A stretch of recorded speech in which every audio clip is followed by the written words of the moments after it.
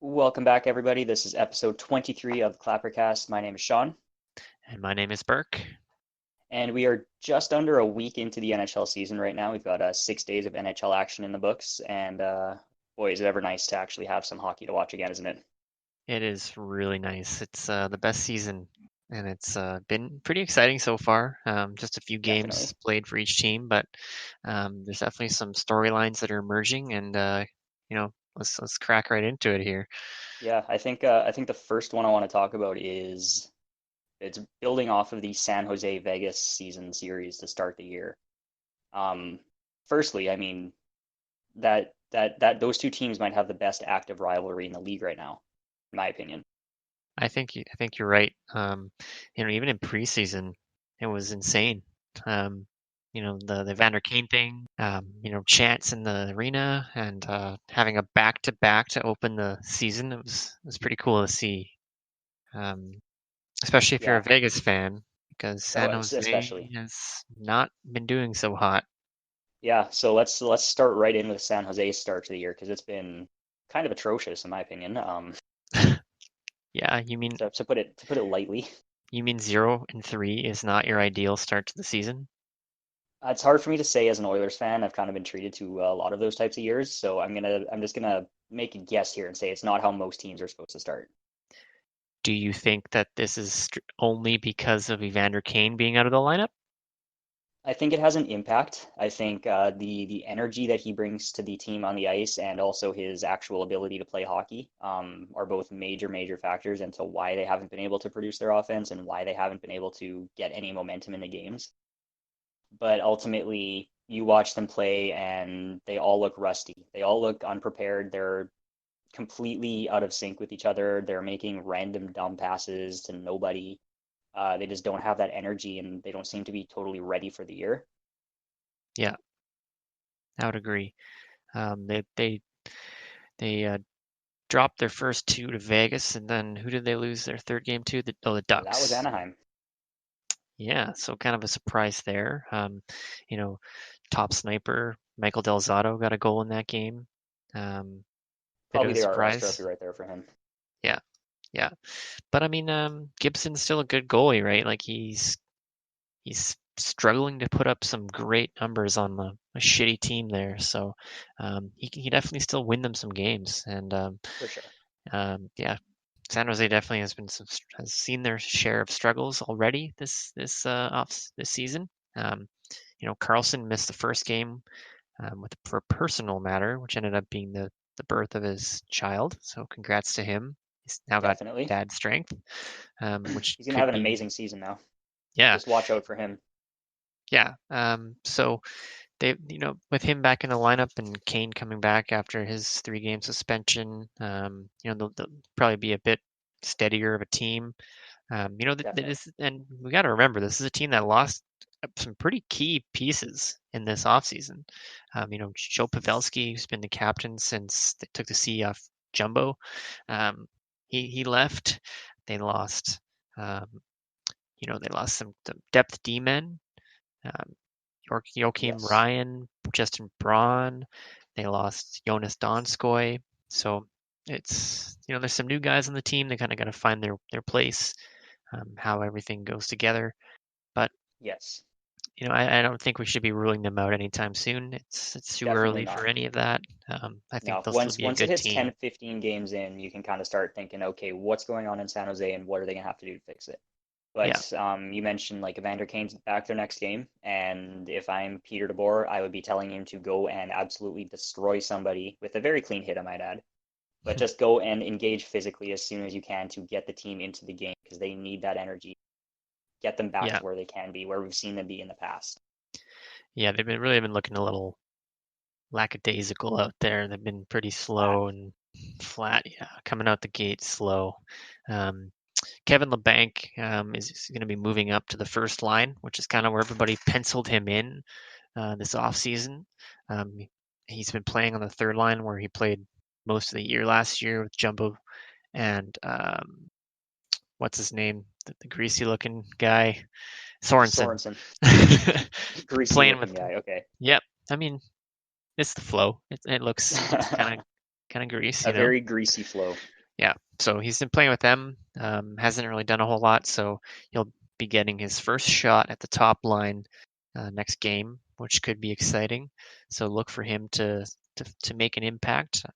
Yeah, He's because he definitely low key had a really good year last year. he I did had a not think he had 50 points, but he had an insane finish to the season, and he was clutch in playoffs. So he could be a real key to success for this team if he starts firing.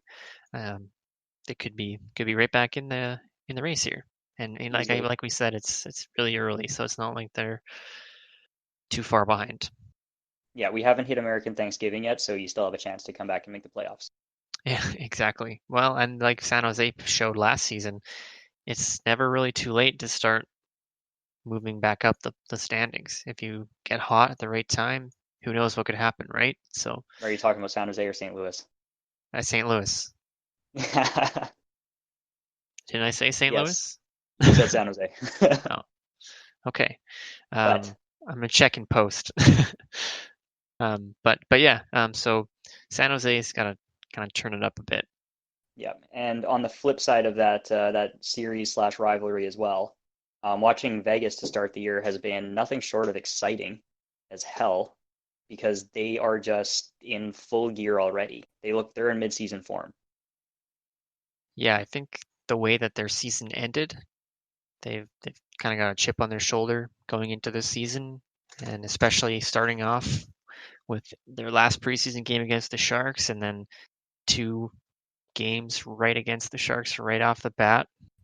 That's adds some fire to their game, and I think they're on the right track already. And they are fun to watch. They're definitely a fast team that's makes the opponent pay for their mistakes, and um, I think My favorite part of watching them play is how they always seem to be two decisions ahead of everybody else.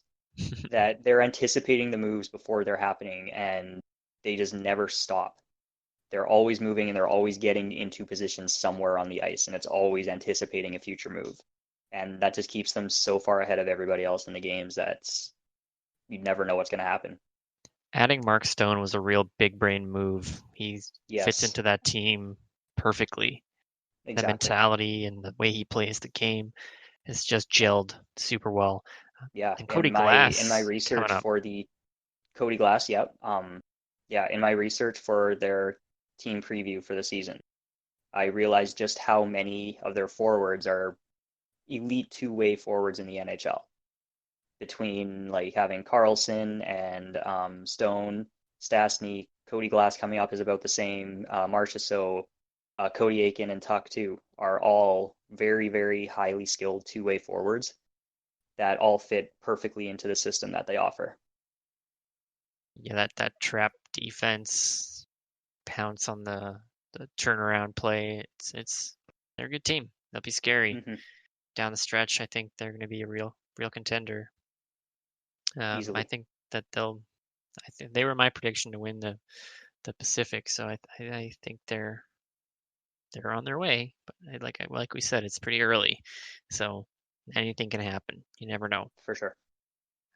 Let's stick with the Pacific. I got a couple teams I want to talk about a little briefly. First of all, the Flames. So Milan Lucic made his presence known right away. He got a scrap, so he's fought in his first game for every team he's played for in the NHL, which is a Which pretty that's about cool right. stat. And Congrats to it's him on definitely a that, I very guess. Milan Lucic entrance to a new Yes. fandom. Um, so that was kind of cool. So yeah, with Lucic too, I think the expectations on him in Calgary are significantly lower than they were in Edmonton, and I think that's going to play to his favor. For sure. He's going into Calgary, and nobody's putting him in a role past being like some third, fourth line physical guy who's just going to go and stir shit up. There's no expectation on him to like produce offensively. It's just to be just to be the instigator, the physical stand up for the team presence, and Yeah, that's just going to play his suit game. him and what he can do way better at this point in his career. Yeah, Calgary's got the top lines, already ready to go. They don't need Lucic to be involved with that. He can just focus on being an energy guy and getting those big hits and you know Sucker protecting punching guys out Zadorov in the there. face. Yep. Yeah, exactly. Zadorov does go for the big hits, and it's a Lucic is out there looking to make his impact in his first game Prevent exactly that. and stand up for his teammates and show the locker room what he's all about. So And that's he's a good taking first every impression. opportunity he can to do that. So yeah, Yep. it was interesting first game for him. Calgary's not the worst in the West, but they split their first two, so you know it's pretty early. Yeah, they're pretty much even in their first two, like 1-1 with a 6-5 goals for, goals against ratio. So Yeah, pretty yeah, average, about all you can expect, really. yeah. I mean, it's at this point in the season, we can't really say a whole lot about any team, but um, we're just doing what we can here to um, make some predictions, I guess. Like the Oilers. I know Yes, you I being an would Oil like to talk fan, about the but Oilers. should mention them. Yeah, so I mean, a 2-0 start, a game against Los Angeles that showed actual battle and hustle and the ability to stay in a game that they're playing from behind. I didn't see the game, but following it pretty closely as much as I could, found out, they were down multiple times and came back every single time and eventually won the game in regulation. And something like that is not something that they have been able to do very well the last few years. Yeah, it's pretty And cool. having that battle, having that hustle, and also being able to Mike Smith giveaways excluded, not go down significant amount of goals in the first minute of the game is going to be huge for their ability to actually stay in games for more than like the first 30 seconds. It's always helpful to not be down a goal on the first shot. Exactly. And like we haven't seen Mikko Koskinen yet. Mike Smith's played both games, but we need to see because Koskinen also had issues with that last season too, where he was giving up goals early, and he also had that glove hand. That is still a major concern because I haven't seen him improve on that yet. Yeah, it remains to be seen Yeah, if he's worked that out or not. yeah. Um, Apparently he was no- supposed to have, but you got to see it to believe it. yeah. Another thing that I noticed watching some Edmonton games is that real deal James Neal looks like he's kind of got that swagger in his step again right off the bat. Um, yeah, He is playing in a role that's more suited to his play type, and much big reason of why he didn't succeed in Calgary was he was being forced to play like a third, fourth line role at most. yeah, the That's not Lucic him. spot right now. Exactly. So, Neil's come back in, he's playing top two lines, playing with McDavid, and what he's providing is what Lucic wouldn't provide on those top two lines, and that is somebody who is going to the front of the net and creating offense. Whether it's a screen, whether it's just physical play, or tipping or deflecting pucks, he's doing stuff like that to create the offense. Yeah, someone with hands that aren't This made of bricks that can, exactly, take the puck in tight and up in the net and put it right through the goalie, which is how he got that goal, right? exactly, Being able to stick hand in tight and put it through, which is not something and it Lucic is known for. no, no, his hands are not great unless they're punching somebody. No, but the other thing with Neil, and this is not to draw comparisons between the two because there will never be another person like him on the Oilers, but what Neil is providing so far in his first couple of games is something that the Oilers have not seen in the lineup since the likes of Ryan Smith, with that guy who is just standing in front of the net and creating garbage goals. Yeah, that was his So office. that, yeah, exactly. That is not to draw comparisons. Like I said, nobody will ever compare to Ryan Smith. He was a very unique and successful player in his own right. But since he has left, the Oilers haven't had a player who does what he does for the team. Yeah. Is James Neal capable of growing as long of hair so they can at least look the part, I sure you hope think? so. Yeah, I mean McDavid's got Does he have the long hair now, or does he have shorter hair? I believe he's back to the shorter. I think this year's the facial hair for Connor.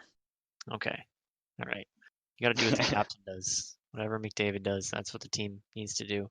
Yeah. And a bit of a bummer for all Oilers fans is Adam Larson out. Oh, that was rough.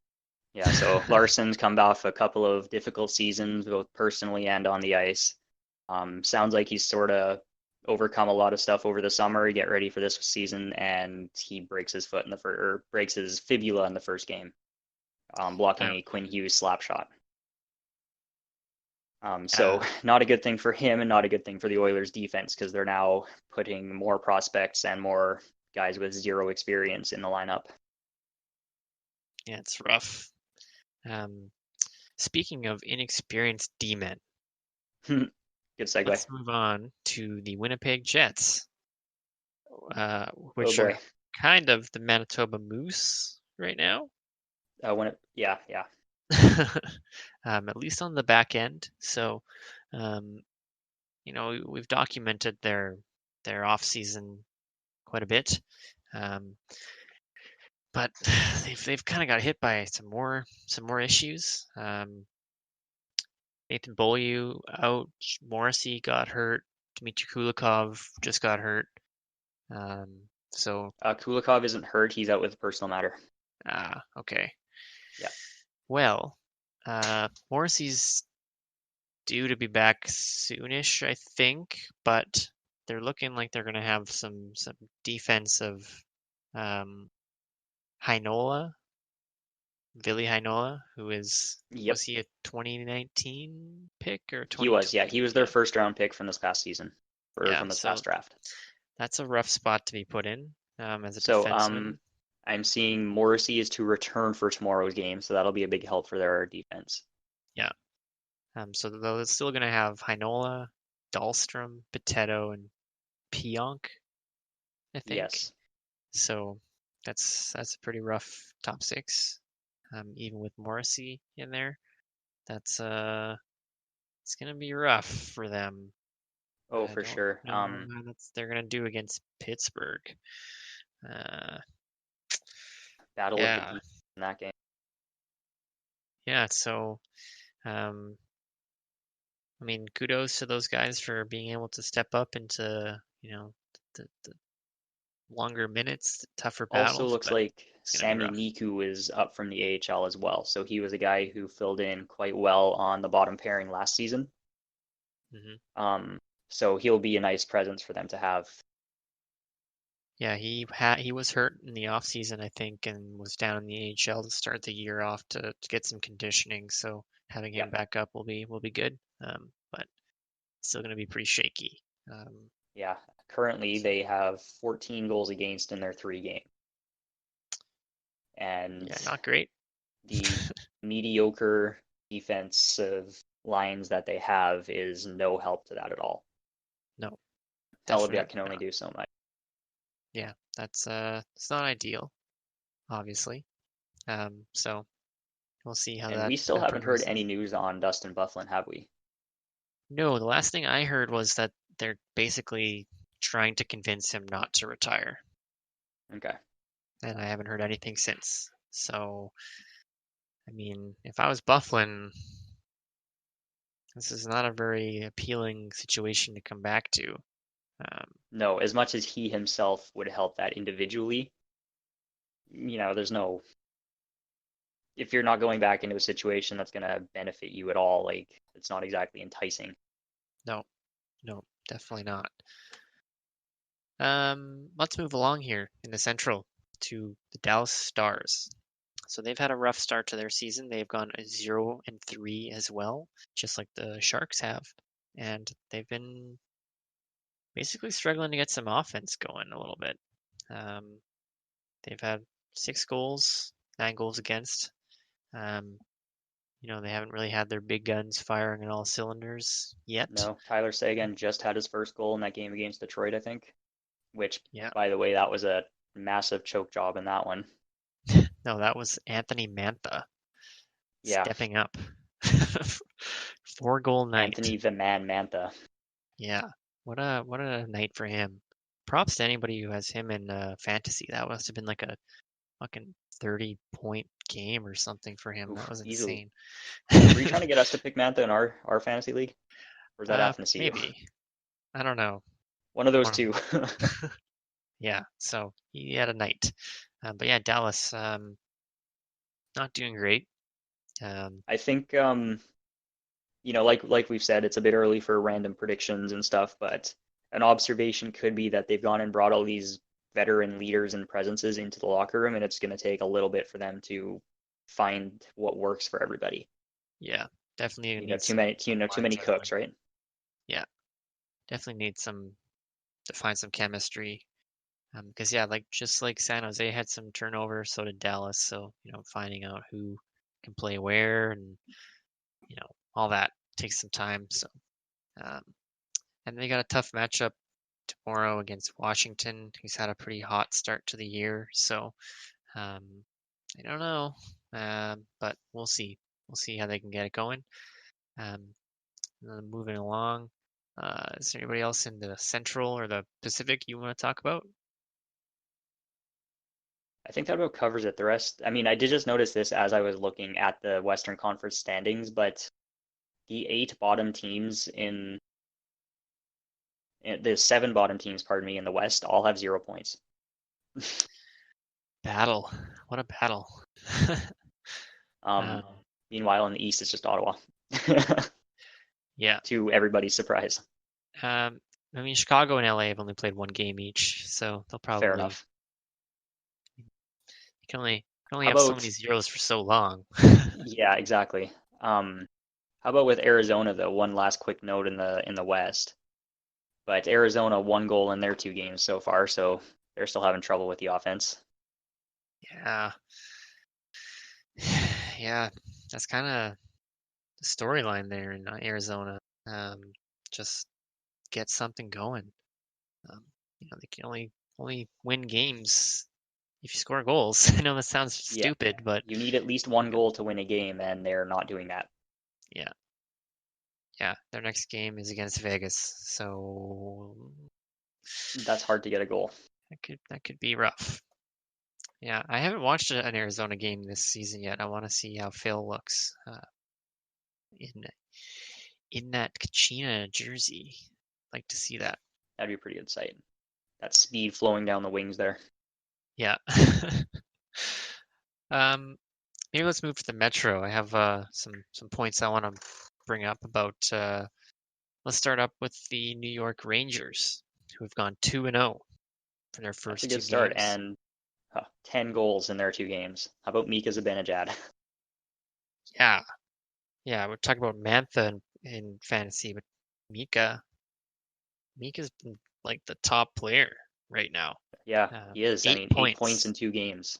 Yeah, he Like, has been on fire. that is absolutely absurd numbers. Yeah, um, especially when they've got 10 goals. Like he's got 8 points, Yeah, 80%. which kind of is concerning for when he quiets down because that is not a sustainable pace. Yep. But let's enjoy it while it lasts. Why don't we? Yeah. So Panarin has got 4 points. And Truba has got 4 points as well. So their new additions are chipping in too. They've looked pretty good. Any They've word on Capo Caco? I don't know actually how he's played. If he's Do you know if he has played? Did he make his debut? He has to. Looks like he played, Top prospect. but he didn't really do anything um, as far as the score sheet. So he'll be looking for his first goal still, his first point. It'll come. I'm Definitely. not sure if he's been getting a lot of time on like the power play or anything like that, but I mean, if he keeps developing, he will. I think he'll get an opportunity. Um, Yeah. so, It's his first couple of games. So there's no way he's going to be getting major ice time or major power play. There's going to be a no, bit of a transitional period for him. especially So with how hot Zibanejad is and Panarin. Though it wouldn't I be a think bad thing to throw Zibanejad with Kako for a little bit. I think See what happens there. Buchnevich has been playing top line, so I think they've looked pretty good. Um, but I think Lundqvist has been playing good too. But they definitely relied on him really heavily last year, and he got tired out pretty early on, and his stats plummeted. So we'll see if they can mix it up between Lundqvist and Georgiev a little My bit favorite name in more. the league, one of them. Yeah, all name team for sure. We'll see how they can do that. Split time between those two. Just take some of the load off of Lundqvist because he's been their workhorse for so many years. Um, and then another quick note for the Rangers is that they've actually today they traded Vladimir Mesnikov. Is it Vladimir or Vladislav? I don't remember. Anyway, Vlad Mesnikov was traded to Ottawa in exchange for defenseman Nick Ebert and a fourth round pick in 2021. Yeah, So so what do you think Vladislav about this? Namestnikov. Ah, I guess, I mean, this is probably a decent trade for Ottawa. I think they got him for basically nothing. They got him at retained salary too, because New yeah, York's retaining 750,000. So there's a nice Melnick touch on that trade. yep. That was my first thought Um, when I saw it too. yeah. Oh, I originally thought the trade tweet said 750,000 in cash, and I was like, of course Melnick's getting cash, Cash but no, it's just retained salary. considerations. But I mean, you were saying Eberts was like the last pick in the 2012 draft. He hasn't ever made the Senators roster. He's never really gotten anywhere. Yeah, So he's drafted don't by think they're losing LA. much with that. He played in Sweden last year. He's played one game Yeah. in the AHL so far this year. And a fourth round pick, I think it was, right? Yes, in 2021. So the So Rangers now have an extra third and an extra fourth, as well as all of their original picks in that draft, which is something that the Rangers have really not had for quite a long time. They've really been trading away a lot of their picks, so it'll be exciting for them to keep all of those picks, especially being in kind of the middle of a rebuild mode a little bit. I don't know, depending on how this first few months goes, they might nix that and just decide that they're trying to make playoffs. But in the Metro, I don't know if that's going to happen.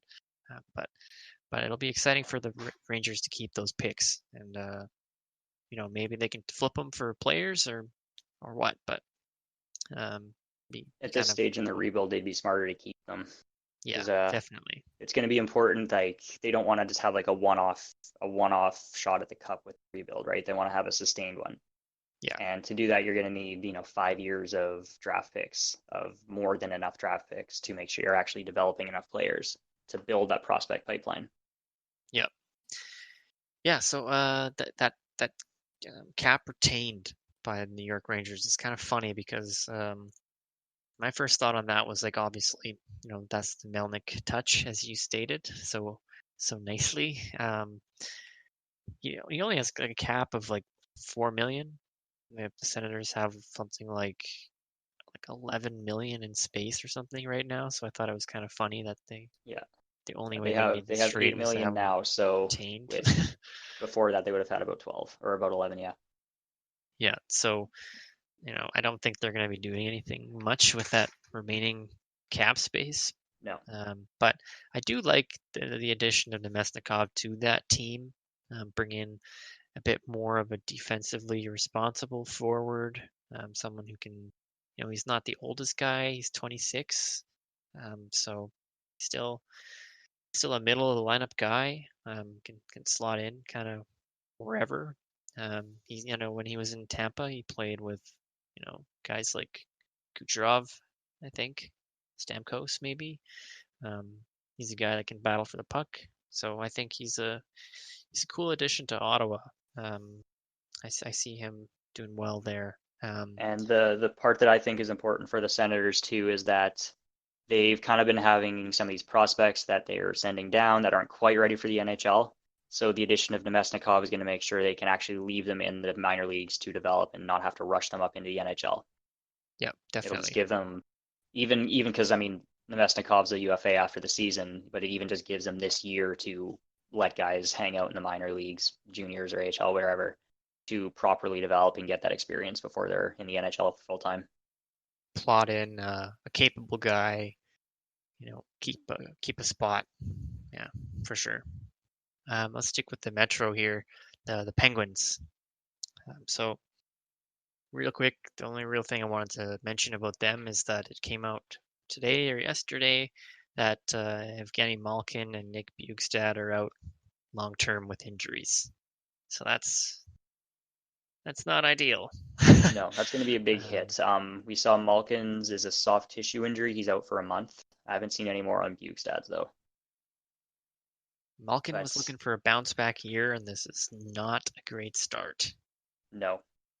Yeah. And for a Pittsburgh team that is getting weaker and weaker every single year, they don't have the depth to cover him anymore. No, they do not. So that's, I mean, Jared McCann is now the team's second line center in place of Malkin. That's a tiny bit of a downgrade. A little bit. I mean, both quite of the them same, are. quite the same lineup presence. Neither of them are top 100 players. Let's just put it that way. Okay, fair enough. They have that in common. Yeah. Another thing with the Penguins, Crosby got in a fight. The Pierre-Luc Dubois. Yeah, it's kind of one of those weird fights, like things you never thought you'd see tonight. Yeah, Crosby sticking up for Gensel, who took a hit from Dubois, and Dubois cross-checked Crosby going up the ice, and Crosby went to town. I think it just shows the type of player Crosby is. Yeah, he's got that core strength, the leg strength. He took Dubois down to the ice after Yeah. a couple of punches exchanged. But yeah, I mean, not the guy who you'd expect to be in a fight, given Or the his. guy you want to be in a fight. No, but definitely not. But nobody's telling Crosby what he can and can't do. exactly. Yep. And the last thing for the Penguins, right before the season began, there was some rumors that a Jack Johnson trade was imminent, and it's been radio silence since. So if there was a trade in place, it's obviously fallen through, and I don't think there's going to be a lot of interest in Jack Johnson. I know that might be a shocker, but I think they're stuck with him, and that's not great. I think that's the most likely scenario. Yeah, I'm not sure what the Penguins' record is so far this season. I know they beat Columbus, but they're 1-1. they're gonna have a tough time in the Metro without Gino. I think they're gonna have a like real tough these time. early games are so important because Yeah. you can't be coming from behind. You can't rely on coming from behind. You need some wins early. So without that depth scoring, how many other teams in the Metro have two really, really good lines? Lots. Lots. Yeah. Another Metro team, Carolina Hurricanes. They've gone 3-0 to start the season, and every game has gone to overtime, which is pretty exciting hockey. It's kind of like Yeah, pants shitting worthy hockey if you're a fan of the Carolina Hurricanes, because it's like desperation hockey. But it's tense. yeah. So And even more impressive, I believe they've done all this without any contribution from their top lines. yeah, I have that written down here that at least two of the overtime winners have been from D-men. Slavin got one goal, and Gardner got the goal against the Capitals. So Yeah, and I mean Niederreiter and Aho have 0 points. surprising. Very surprising. I'm amazed they were able to do that. I didn't think they had quite the depth to beat teams like Tampa Bay without any contribution from their top line. Yeah, I mean, But they've done it. I might have judged them unfairly going into this season. We'll have to check in on that again, but Yeah. I mean, all their games have I've gone mentioned overtime, this. so Yeah. it's Remember Buffalo kinda last year? They had that lengthy winning streak where a whole bunch of the games went to overtime. yeah. So the bubble could burst at any time. Yeah. Um, And I team mean, that we see like one of these teams every single season that has just a random breakout year and then they fall back the next season. It could be Carolina, it could be somebody else. But one of these breakout teams is bound to regress big time. So we'll wait and see who it is. Mm-hmm. Columbus. What can we say about Columbus? They That have we had a lot of haven't. goals scored in the games that they played.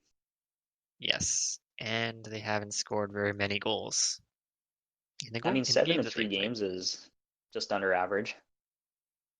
They had 3 in their first 2. That would explain why, because they just beat Buffalo 4-3 tonight. Yeah, they had 3 goals against 11, or 3 goals for, 11 goals against in the first 2 games, 7 goals for, and And 14 one of goals those against games was in the getting first 3. demolished 7-2 by Pittsburgh. Yeah, yeah, they got sandbagged pretty hard by Pittsburgh. Pretty This rough just brings outing. to question their major issues on in goal, Shaky. where we're dealing with a guy who's been a backup for 4 years or something, and someone who's never played in the NHL. Got a cool name though, Very cool name. Elvis. I mean, I don't even know how to pronounce his last name, but you can just say Elvis I and everybody will know who he I is. think I read it's like Merzlikins or something. Yeah, Elvis. Elvis and Yeah. Corpusalo. So they're Those rocking are a Corpusalo's rocking an 0.862 save percentage, and Elvis has 0.825 yeah, that's not through ideal. one game played each is recorded on here so far. Yeah, that's pretty shitty. But I mean, how high quality is the team that's being iced in front of them too, right? They've lost a Exactly. lot of guys. They basically lost most of their high end forwards in the offseason. Their defense is good, but their offense is terrible. It's going to be a real task for Tortorella this season to coach that team to even mediocrity, really. Yeah. Um, they're But if there's any coach in the league who is going to have the right foot in their ass um, mentality to get those guys to overperform for a season, it's probably going to be Torts. yeah, he's got the right tools in the toolbox to do it, but will the guys buy in and will they be able to perform well enough in that metro to win games and That's going to be a no for scrape me. by? I don't know. I think they're probably better off suited to just finish in the basement, right? Like they need draft picks after going balls out at the deadline. Uh, they do, but yeah, they're going to have to make trades for those because they don't have any right now. Yeah, They've got a yeah. first, a fourth, Sell, fifth, sixth, and seventh. sell That's at the it. deadline. Yeah. I So think they've got a that's couple what. of decent assets that are going to be on display for the next few months here. Yeah, it's sad, but I think that's what they're gonna have to do. Um, just to stay relevant. Basically. It's forced to be a rebuild now because of those moves, And and you know nobody's what? There's staying. nothing. I don't see too much wrong with what they did last season because they did ultimately have their best season in franchise history.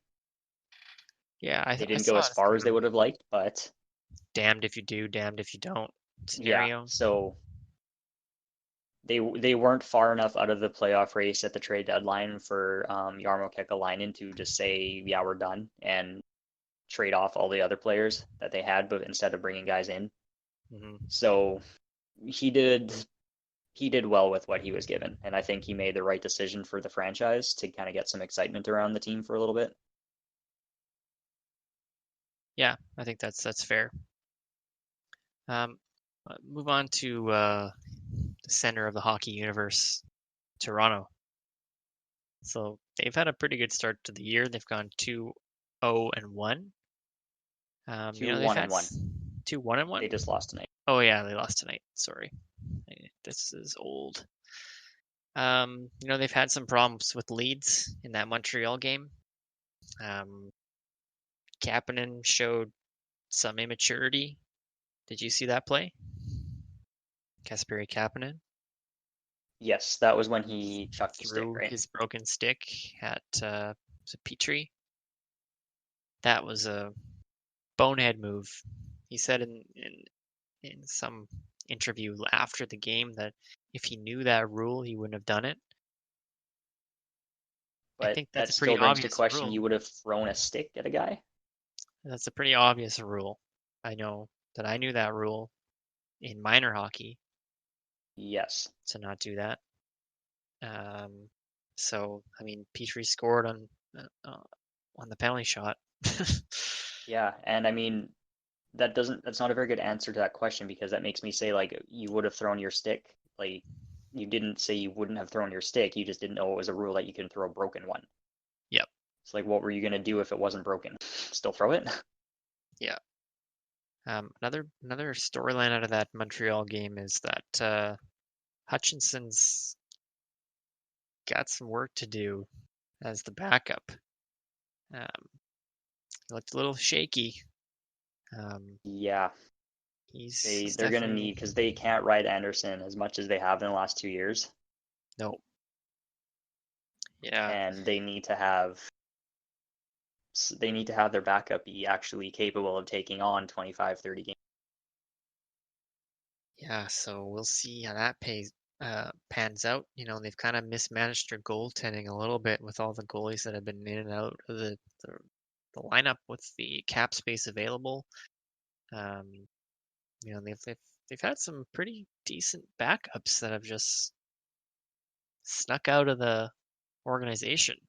Yeah, I So, mean, the big one, they lost McElhaney 2 seasons back. yeah, yeah. So And I mean, they've that had a guy's few. basically the best backup in my competing with UC Saros in Nashville. McElhaney's probably one of the best backups in the league. Yep. Yeah, he's good.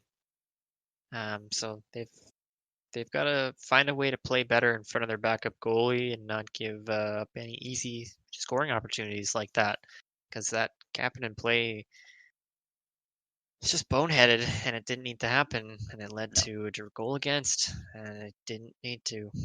So yeah, and so, you make a comment about how they need to work on playing better in front of their goalie.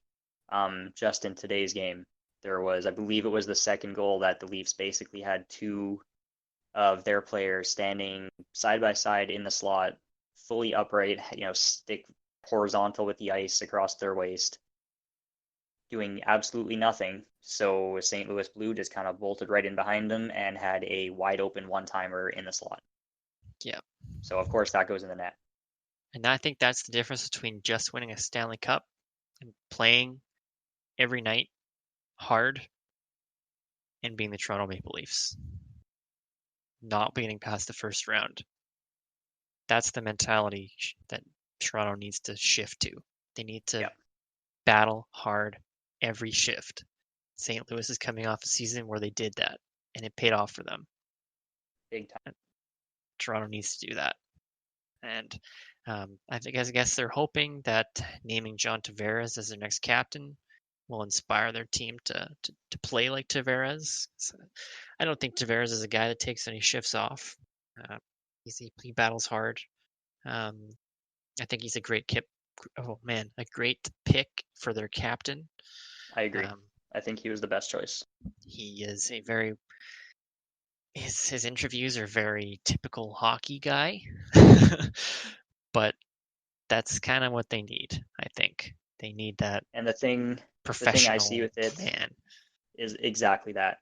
The captaincy announcements over the last few years have taken on more of a franchise marketing perspective, where they're not maybe they're factoring in the quality of the player and the marketability of the player with a C a little bit more than they had in the past. And that's where a guy like Matthews comes in, as he's more the face of the franchise than Tavares. But Tavares might be the better representative for the team Yeah, in terms of the captaincy. yeah. He literally grew up. He's pajama boy. Like Exactly. he's a Captain great pick. Pajamas. There's some marketability there too, but yeah, I getcha that Matthews is the guy. He's flashier. Yeah, yeah. Ah, nice one. Oh, I didn't He's even think very about that. It is. Captain Underpants is very flashy. So Although I do miss the opportunity for Captain Underpants, we can at least go with Assistant Captain Underpants. yeah, Yeah. Um, and then one more thing about the Leafs is that Babcock scratched Jason Spezza in the home opener. I think that was disrespectful at It the was. at the core. He wasn't even mentioned in like the opening roster, like you know how everybody skates out. He Right. wasn't even in that. So Oh, so it goes beyond Babcock, or did Babcock have that prearranged? no, I think it must have been Babs, like not dressing him Yeah, even for the announcement of the team for the year. yeah. I think that was incredibly disrespectful for a guy who Yeah. is very clearly on the roster. And a hometown guy playing for his Yep. hometown team who And has we been in the know league we know for a these long fan bases time eat that shit up. against his old team. They're playing against the Senators. Yeah. He scratched him, and then his reasoning was he needs more time practicing on the PK. This is Jason Spezza. Yeah, the guy who's basically been in a role doing that for how many years? he's I mean he's definitely lost a step. I think that's something that Babcock was very critical of him about in preseason, that he wasn't as fast as the rest of the team. You know, he's in his mid 30s. You just played Patrick Marleau in the dying And seconds of your playoff run. He's not a that fast is guy.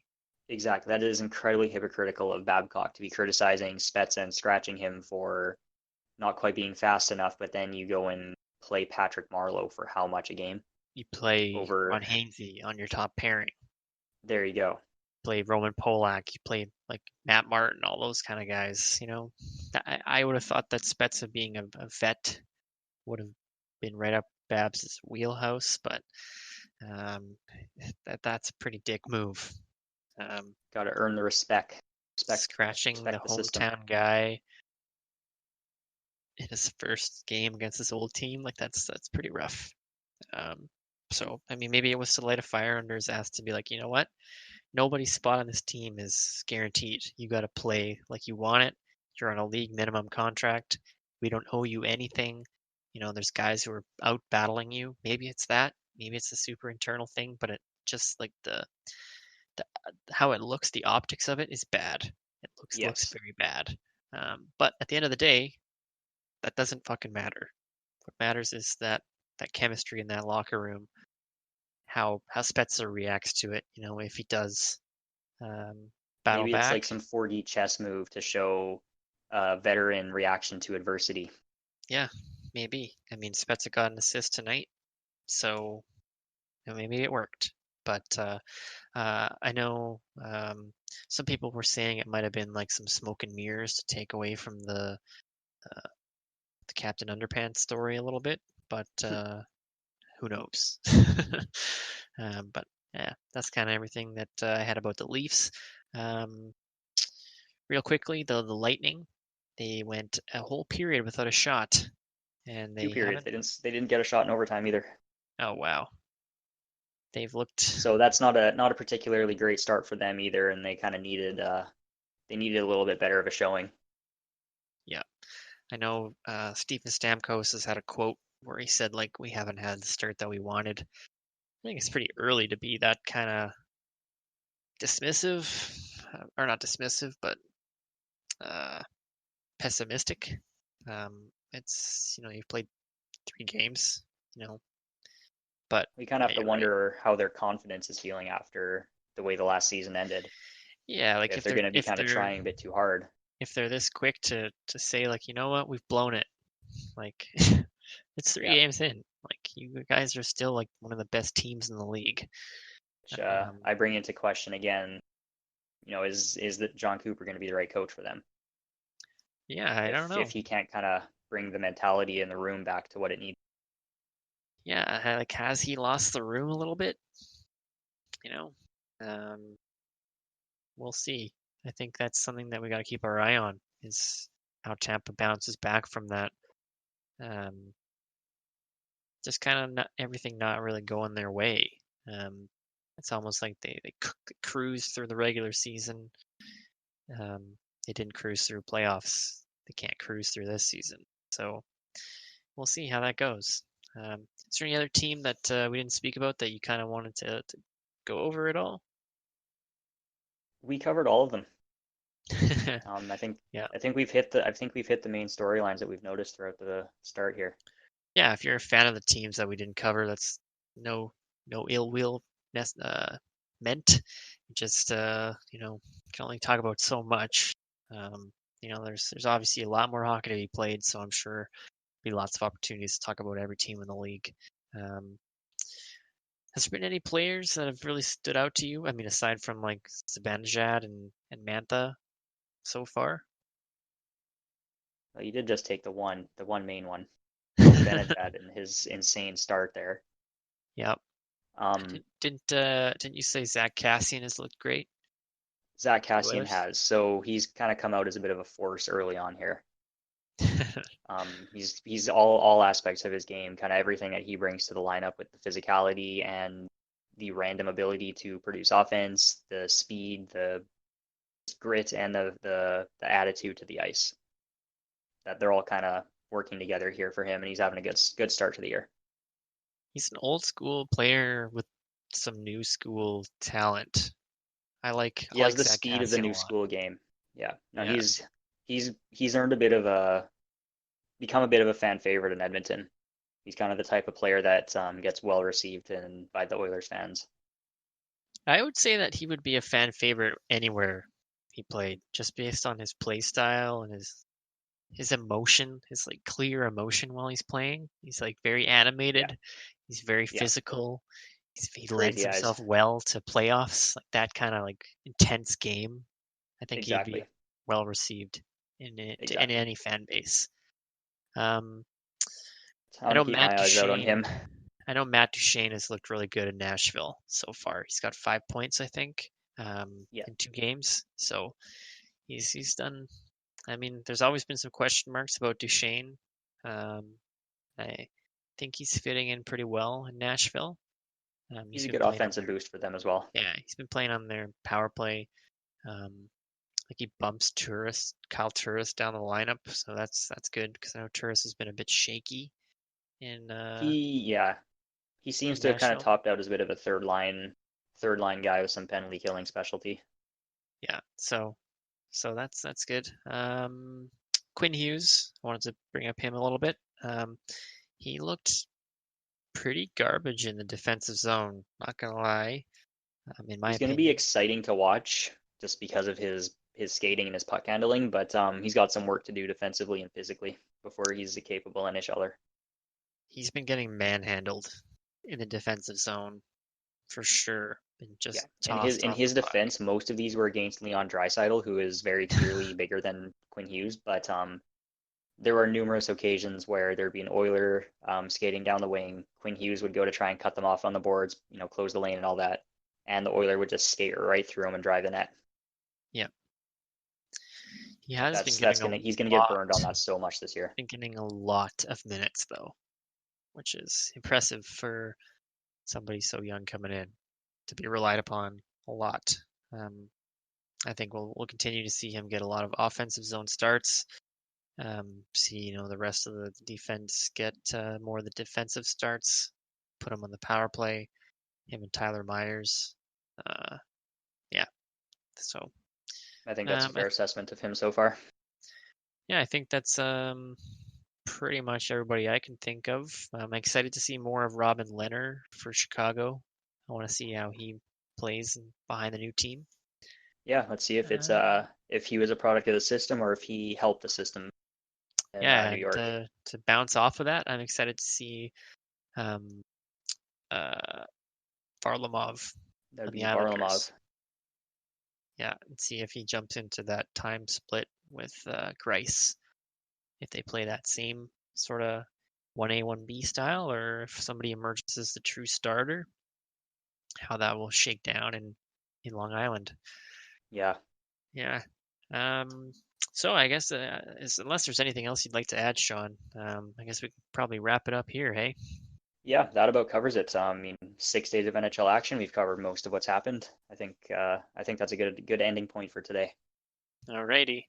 Well, thanks for listening, guys. Don't forget to like us on Instagram. We're trying to post a lot of content on there just to keep up to date on what's going on in the league. Yeah, follow us on Facebook, I guess. What am I leaving out? Anything you can think of, Sean? Yeah, so yeah, follow us on Instagram and Twitter is the main ones where we're going to Twitter. be active, posting content, keeping up to date with what we post and with what's going on around the league. Thank you all for listening, and we will see you guys next week.